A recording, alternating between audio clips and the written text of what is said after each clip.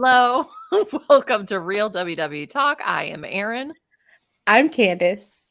And I'm Rikki. It was almost like we forgot our order for a hot second there. What in the world just happened to us? You just didn't see that we're doing dances to our intro song. We're just over here. Got it. Here it is. Which I should probably update that because that was a couple hairstyles ago for me. And I like it still. I like it. Like, no, I don't want to. Classic. Yes. Oh, we could do it like seasons. Okay, sorry. You know how like season 1, and then they show it, and then like Mickey Mouse Club, and then never mind. That's right. Okay. Well, hey there. If you're brand new to Real WW Talk, welcome to stumbling in with us here. Yes. We're so glad you're here. We're just a couple friends who met in the WW meeting space and are all along kind of a similar journey, but we're both definitely have different approaches to, what we're doing on our WW journey because we are 3 very unique individuals. And I guarantee that you will probably find a little bit of your story in each of us in some way, shape, or form because we're not that different. Yeah. We're all unique individuals, but not that unique. This is true. It's true. It's true. So today, ladies, I want to reframe things. I like to keep things really positive, but I want to talk about some tea first. Okay.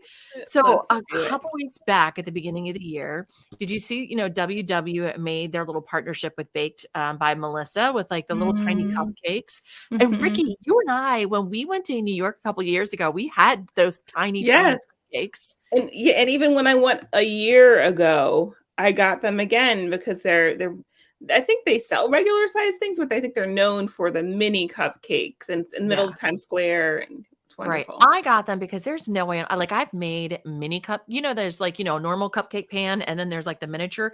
These are half the size of that.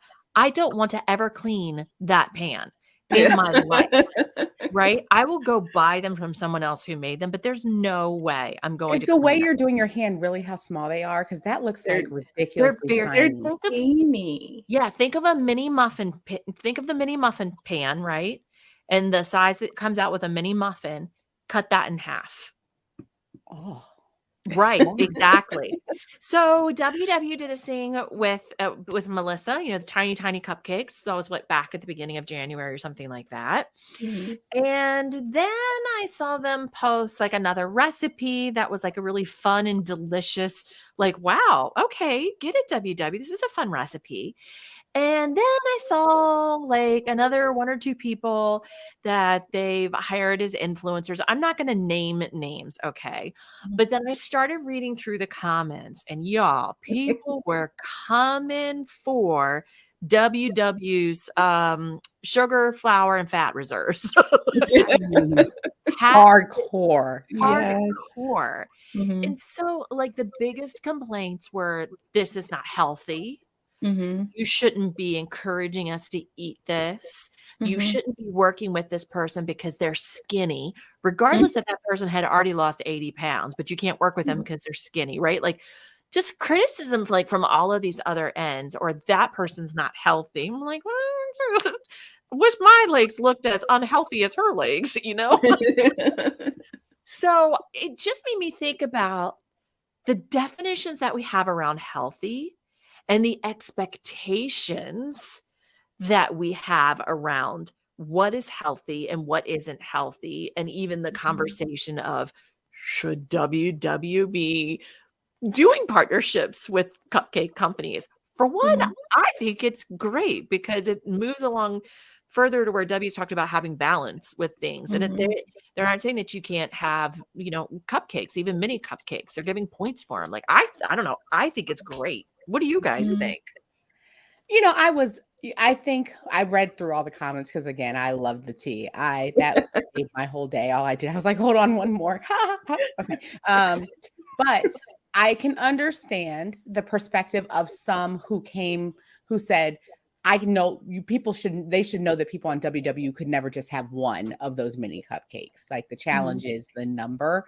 But I think you have to remember that the program is designed for like the overall consensus in mind. And if you have an issue with you would eat 25 cupcakes in one sitting, that might just be your thing, and you have to, they're kind of marketing to the masses, right? I think it's great to be able to show that you can have some things that are in balance, because I think that that's what I did wrong on my first journey with WW, is I tried to have things that I considered to be healthy, which was only fruits and vegetables, and I would only eat plain oatmeal with nothing in it, and it wasn't sustainable for me. So I like that they're trying to branch out and have some different partnerships and try some things, but I can understand some of the backlash too, because I think that a lot of people aren't there in terms of how they understand health and what healthy is. I that makes a lot of sense, Candice. And I don't know, this saying comes to mind that applies to the field I work in. I'm a special education teacher, and one of the sayings we have is when you've met one person with autism, you've met one person with autism. And I want to say that about WW. When you've met one WW member, you've met one WW member. So I think maybe they're realizing that and saying, hey, we're not going to shove these down your throat, literally or figuratively, but we're going But to. if you wanted to, you could. Right. But there's a market. It is a business that markets to different people, and one person on Real WW Talk might say, or one person on WW might say, I can do this. I can have these cupcakes. I can portion them out. I saw someone commenting saying, oh, they freeze really well. You can put them in the freezer, have one when you want them. I know for me, no, that wouldn't work. They would be gone very quickly. So I know that there's different people within the program, and I think that they're, from a marketing standpoint, WW sees that and is marketing towards the different people who are on the plan. And something, Rikki, that I didn't think about that they also did, because I was trying to remember all the feedback that was given, is Baked by Melissa also does salads. Like, she's big on making these really healthy salads that have are really small, and they're 1 to 3 points, the salads. And I think that was them trying to show balance. You can have a cupcake or you can have a salad. She does both. And these both are tools that you could use. And that's why they thought probably that it would be a good partnership, because sometimes you have a salad, sometimes you have a cupcake. And I think I love what you said about, one person is, you can't just make a decision from marketing or from a business perspective based on just one person. Yes, we know that it's a weight loss company and that there's certain things that are, I guess, needed in terms of calorie deficits. But I think they thought a 1 to 3 point cupcake and a 1 to 3 point salad, made a lot of sense. Rikki, I really love that you've met one WW member. Like, I think that's so great, because we aren't all alike. And why should somebody be penalized versus over maybe me who can't at a particular time eat just one? Why should they not have the luxury or the benefit because I can't control myself? That's a me issue. That's not a them issue, right? Like, Right. I don't know. I appreciate members who are saying, hey, you can freeze them. Hey, you can do this, like providing alternates. The reality is we don't want alternates. We just want to eat all the cupcakes. Yeah. And that's why we're on the program. But I think also it's like, Erin, if you were to be upset, I mean, you're gluten-free. If you were to be like, I cannot believe that they would put out recipes that do not have gluten-free options. Like, I am offended. Right. I think that sometimes we take it to a different level, but we also don't really, it kind of goes back to the question that I want to push us to. What is even healthy? Like, what does health mean? Like, is it that it's a fruit or a vegetable or a simple carb? Because depending on a plan, let's just talk about all the different plans that are out there for weight loss.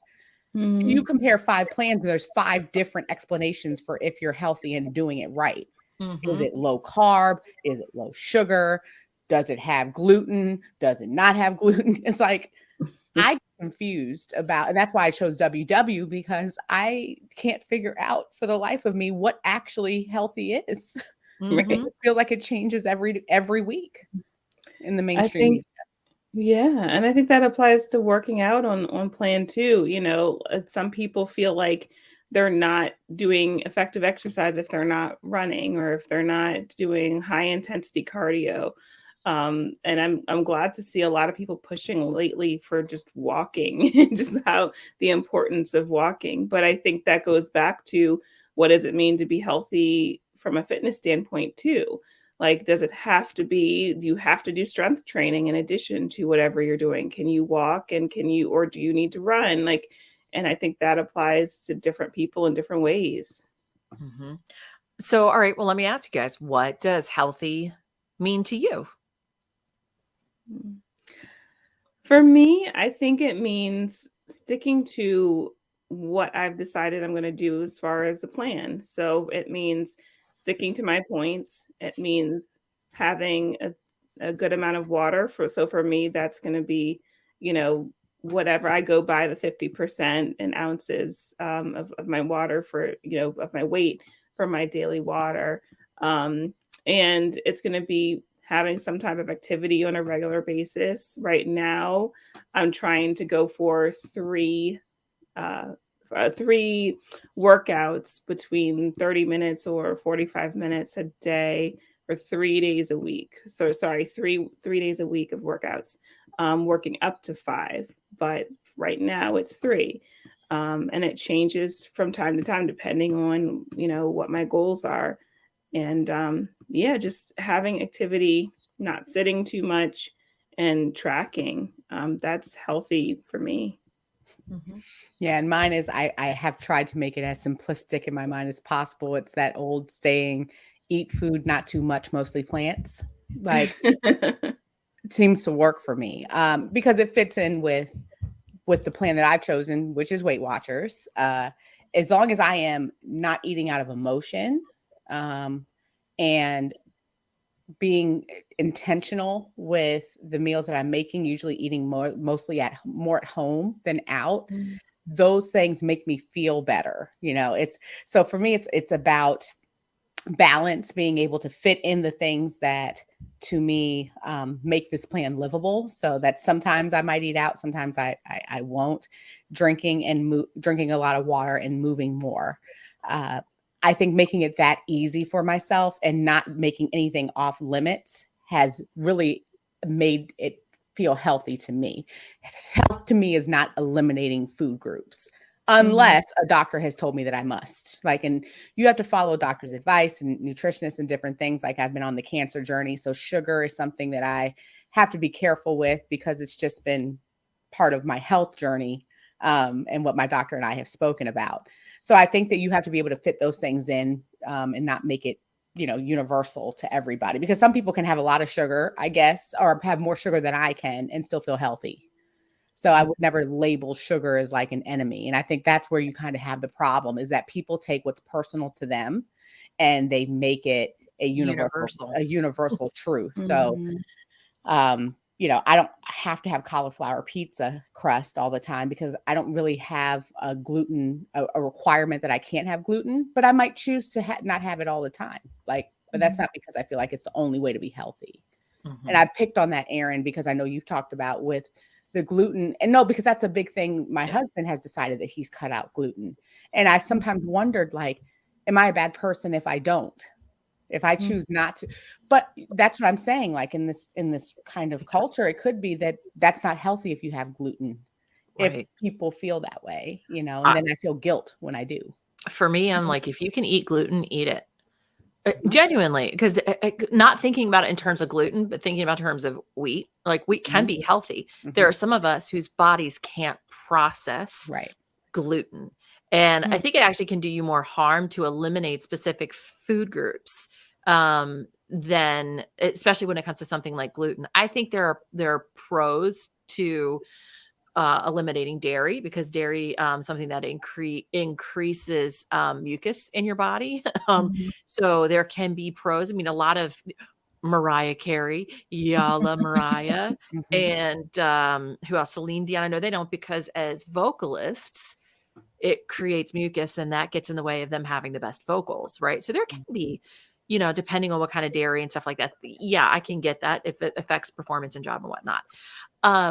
For me, I think when I think about health, what feels healthy to me, what is healthy to me are me living best practices that cause me to have peace inside.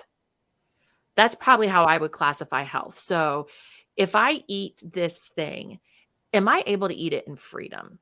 Am I not going to sit there and beat myself up over and over? You shouldn't have had this. You had too many of it. Or if I'm sitting there looking at, I've had 2 gluten-free Oreos, double stuffed Oreos, which by the way are delicious. And I want to go back for a third, but I start to question myself in my mind. What I ask myself is, if I'm questioning myself right now before I do it, I'm probably not eating this in freedom. And so I just need to set this to the side for right now until I can either come back or I figure out, why is this bothering me that I would go get a third? Like, what's there for that? There's also the nutrition aspect. If I can eat it and like, okay, this is good nutrition for me. I feel freedom in my mind because I'm choosing that. There are times when I don't feel freedom in my mind because I'm not exercising. And so I have to ask myself, why do I not feel freedom and peace of mind in my right now because I'm not exercising? Is it because I'm holding on to a long held belief that I have to exercise 30 minutes every single day and do this? Or is it because I haven't exercised at all this week and I needed to get my butt up off the chair? Like, for instance, working at home. I move so much less working at home than I do when I'm in the office. So trying to figure out for myself, what's the healthiest version of myself working from home? So that's for me where what is healthy, that's what that looks like for me. Because I think what's so important with what you're saying is trying to figure out when you're having like maybe possibly an emotional response, or because shame, I feel, enters the picture and that's what I challenge myself with whenever I'm making a decision on plan. Like you said, whether it be, I need to exercise 45 minutes for it to count. Who said that? Who said that that's what was needed for it to be healthy? Like if it was only 10 minutes that it doesn't count. Where did that thought come from? Oh, well, I had a mini cupcake. That was bad. This food is bad and I shouldn't have it. And so therefore I'm a bad person, or I failed. Where did that come from? I mean, if it fit within my points, am I allowed? Because we've talked about how Weight Watchers has restructured the plan over time. It used to be, why did they make certain fruits 0 points versus the 2-point cupcake they used to have in the past? They wanted to push you towards things. I think you have to trust the plan that you choose as well, and not feel guilty if you have something that fits into the plan that you chose. Give it a chance to see if it works. And I agree with you guys a lot. I think I would add that to what I also think is healthy, between having freedom and not feeling shame in my choices. Like, I've been doing something different since the year started. I've been getting up early again. And it's been a while since I've done that. And I've been getting up early to work out because I've recognized that for me, if I say I'm going to work out after work, so many things happen through the day that make me tired emotionally and physically.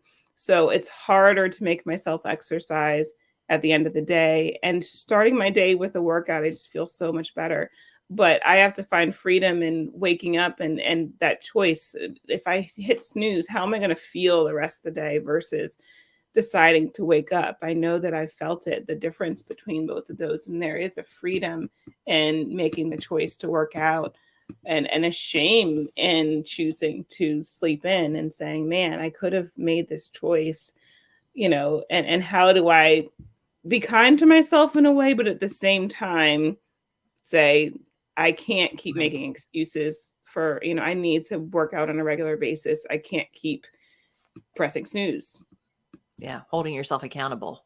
And if you were to say, okay, I missed that, like, because there's some mornings you might wake up and say, you know what, I did hit snooze. That doesn't mean that you couldn't do it in the evening. And if you did, that didn't make you a failure. See, I think it's the words and the way that we process that matters. Like what we label as failures or what's right is so different for everybody. And it could be different for you day by day or week by week. I mean, it might be that generally, that it's great to hit 5 fruits and vegetables a day.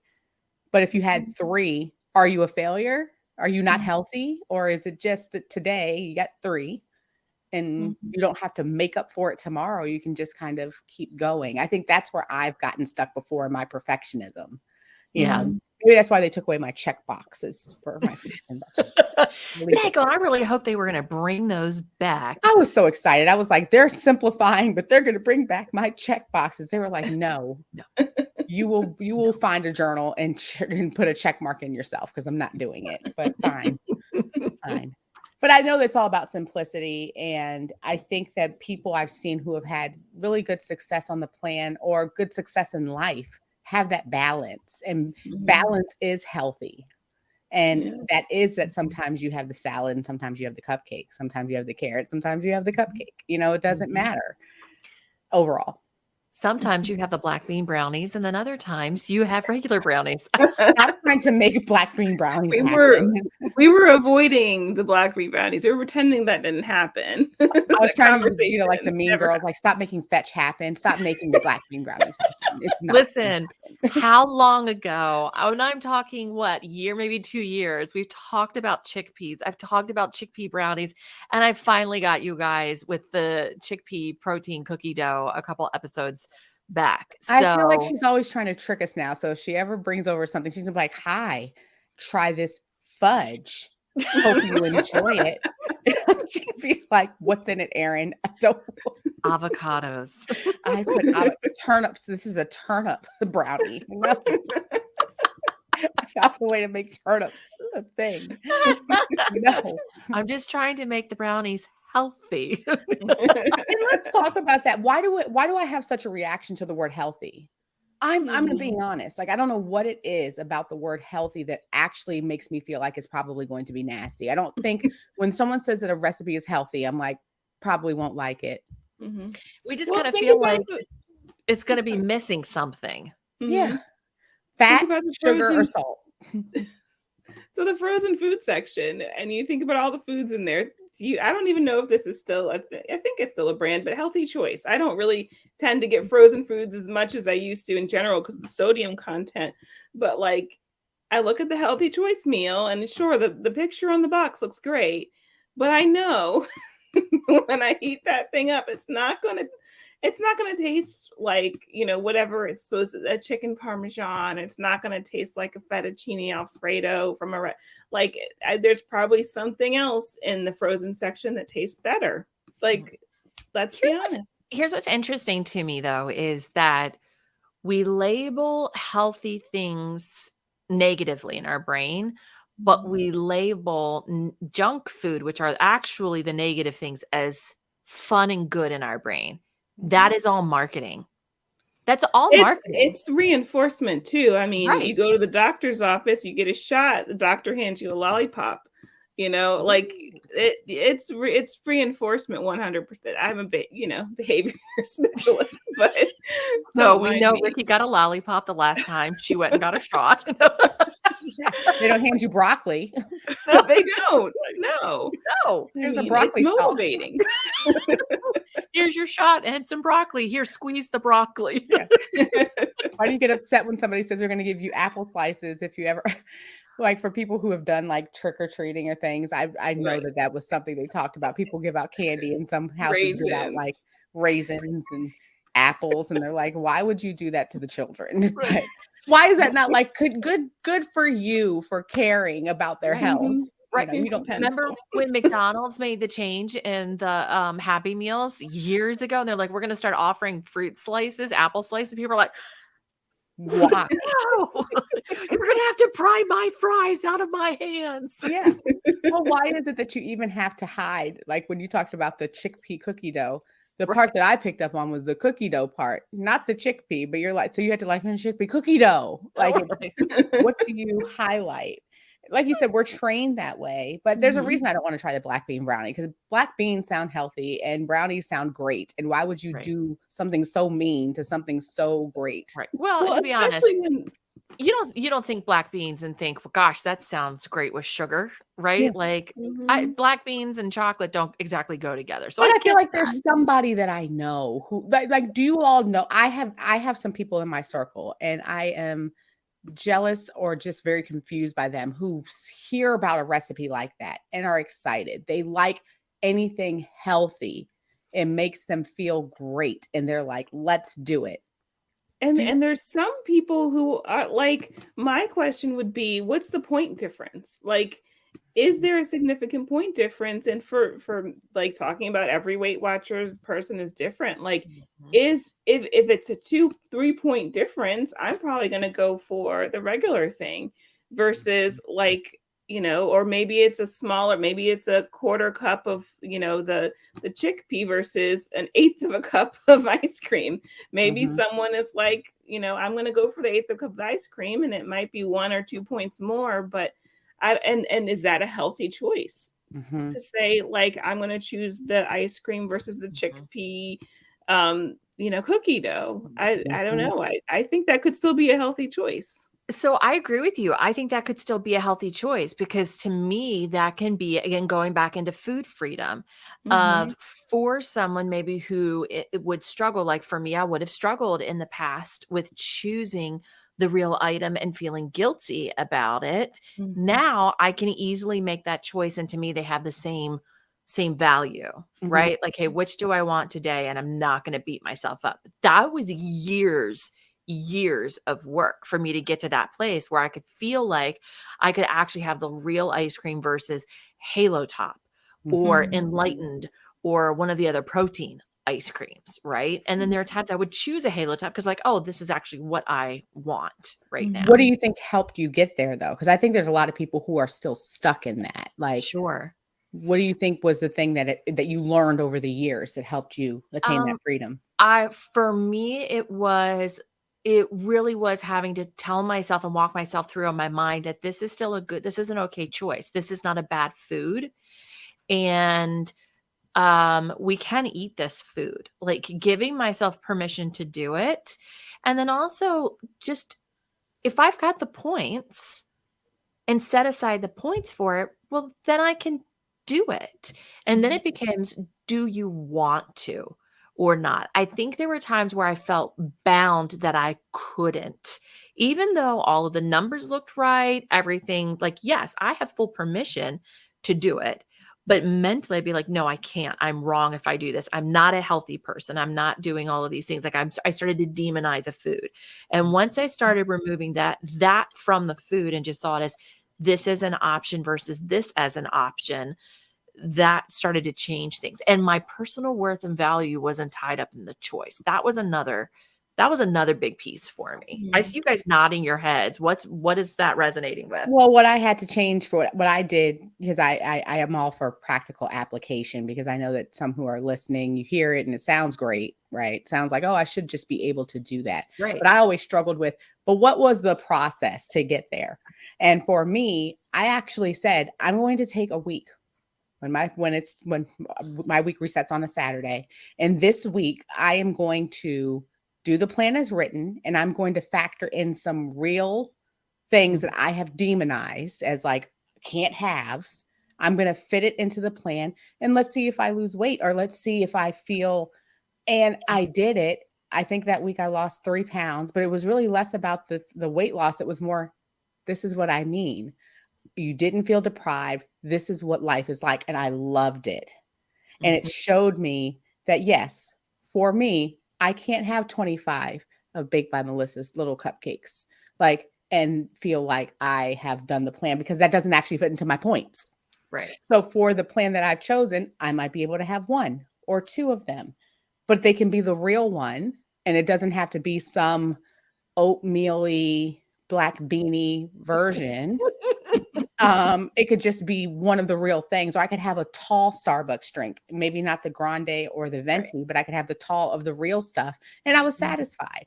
So I think that was my practical application to get me to stop making it about I can't have it, but the truthfulness of I might not be able to have as much of it as I thought I could. And that's the hardest piece. I was going to say, that's a whole different topic, because we've talked about the deprivation and I want it all. Like we don't even have to go back into that, because we've got how many episodes that have covered that aspect. Because that's a whole different piece. So it's not that I can't, it's not that it's bad. It's how much that I have to watch. Right. And I think too, moving forward from moments where you have had, overdone it. And like you were saying, Erin, like not weaponizing that towards yourself and saying, I'm a terrible person. That's when the negative self-talk comes in. Like, yes, you've got to be accountable for what you've done and tracking in, even if it's in the hundreds. I've had days like that where it's like, okay, I'm tracking it, but I'm moving forward. This does not define me. And because I think when we let it define ourselves, it's harder and harder to get back to that point where we can define and label ourselves as a healthy person, because we've labeled ourselves as a bad person or unhealthy because of our choices. I'm screwed up. I'm a failure. I've done it again. I'm never going to get this thing right. Why can't I do right? Like that's the kind of stuff for me that I talk about, like the merry-go-round. Literally pull the brake on that, because you're the only one who can. And realizing where it started. Where did it start? Right. Because it could be like Rikki said, you made the internal decision to exercise in the morning. So if you didn't do it, didn't mean you're a failure. You didn't meet that standard, but because you do it in the evening doesn't mean that you were a failure.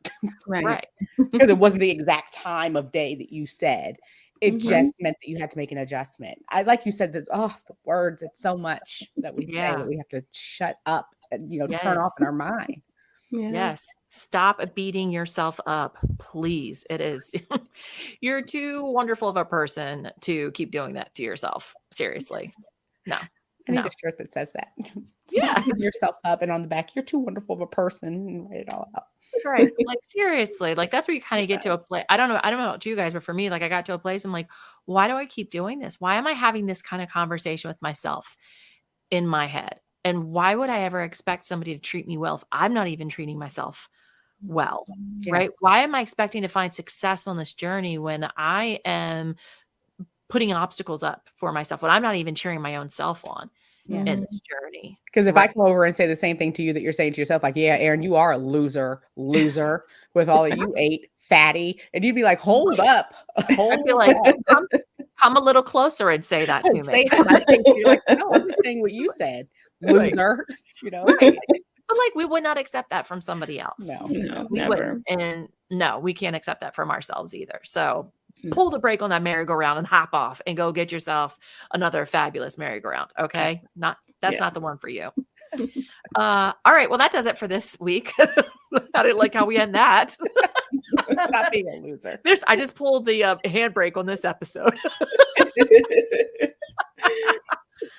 Hey, we would love to connect with you more outside of, no matter how you're finding us, whether it's through the podcast or maybe one of the videos. If you're watching us on YouTube, we also have a Facebook group.